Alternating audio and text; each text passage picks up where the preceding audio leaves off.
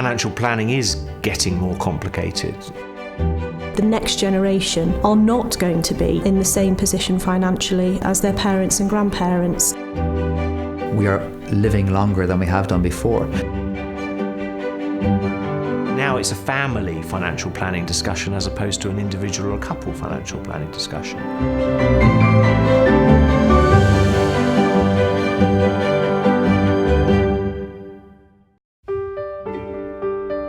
The essence of good financial planning is getting to know somebody, getting to know somebody's family, understanding what their needs and aspirations are for their future and their family's future. Good financial planning should span decades, and as a result it's a long-term game. And what might be right now might completely change in 10 years' time. The United Kingdom is going through a profound macroeconomic change at the moment, and this is because of two big trends. Firstly, there's this idea of a generational wealth gap, whereby young people who were born in the early 1980s are more likely than not to be less affluent than their parents at every phase of life. Secondly, longevity. We are all collectively living longer. Those changes are impacting on families across the country. I think financial planning has traditionally been about couples. I think what we're seeing at the moment and what we're increasingly going to see over the next 10 or 20 years is financial planning being about families and multi-generational families and, potentially even 4 generations. Planning for retirement now is very different to how my parents planned for their retirement. Initially, retirement as a concept was primarily about us finishing work in our mid-60s, this notion of retirement at 65, but potentially passing away in our early 70s, maybe mid-70s. Retirement was a very condensed period of time. The nature of people kind of retiring at 65 is I think less and less typical. 65 is not old. People are going to live, on average much longer. If you retire in your 60s, you potentially face the prospect of living to your late 80s, 90s, and in some cases into your hundreds. It has a very big financial implication, particularly about how we make our accumulated wealth last for longer. How do we make a limited resource potentially last 20, 30 something years? And hence it becomes more of a financial challenge than it was historically. Retirement planning is now more complex than it's ever been. And that's not just because of the longevity issue, it's because legislation has changed and the traditional retirement pot is not always a pension now. The rules around the way that people can kind of hold on to their pensions and even transfer them to future generations have changed massively with the pensions freedoms changes of the last couple of years. People no longer have to use their pension to buy an annuity.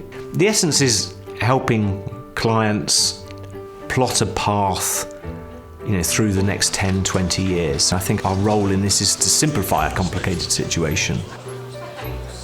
Another big implication of us living longer is that many of us potentially in the future face the prospect of care and having to fund care. And that, as people know, is expensive. So people are increasingly seeing their parents going through that period of their lives and often are having to help out their parents fund that, and are thinking increasingly again about what that means for their future financial planning.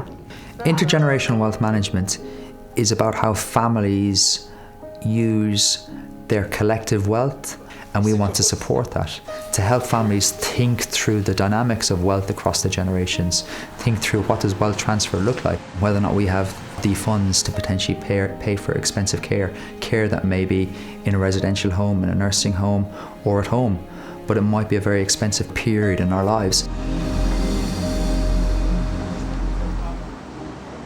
Another big trend that's affecting and impacting on how families manage and structure their wealth is the wealth gap. The next generation are not going to be in the same position financially as their parents and grandparents. Since World War II, every generation has tended to do better, so to speak, than previous generations. However, individuals who were born in the early 1980s are hypothesized to be the first generation who actually may not do as well as their parents did. For many individuals who are now getting jobs after school and after university, they're in a low-wage economy. There are less funds available at the end of the month to put away for a pension, to save for a deposit for a house, to put into an ISA. Previously, you could plan financially with an inherent assumption that the children will be okay, that the grandchildren will be okay, and hence your wealth is yours. However, if the children and grandchildren are not necessarily going to be okay, you need to reconsider your wealth within the family context. And I think that's what's happening in the United Kingdom at the moment, and certainly with our clients. Challenges facing kids and grandkids today in terms of funding education and getting on the housing ladder are very, very different from the challenges, facing previous generations. St James's Place is acutely aware of the impact of this sort of intergenerational change, and as a result we have a team of technicians that spend their waking moments ensuring that they're aware of what's going on with HMRC, with any legislative change, any political or economic factors that are going to impact clients' wealth. So part of our role is looking for new ways and structures and products that can help people use accumulated family wealth across generations. I think the intergenerational mortgage product is a really good example of that. Effectively taking wealth that's been accumulated by parents or grandparents, but using it as the deposit for kids and grandkids to get on the property ladder. I think that's a really good example of an intergenerational wealth product. The future of financial planning in the United Kingdom is fundamentally, I believe, about navigating complexity. We're not just advising clients, we're advising their families, and we're putting in place a plan for the future. And I think the job of St James's Place and the job of our partners is to help those clients understand this world. Good. £50 million. That's exactly what I like to hear. These two trends that we speak of, longevity and the generational wealth gap, they will continue to play themselves out over the coming years. Families coming together to plan collectively may be the new form of financial planning in the United Kingdom.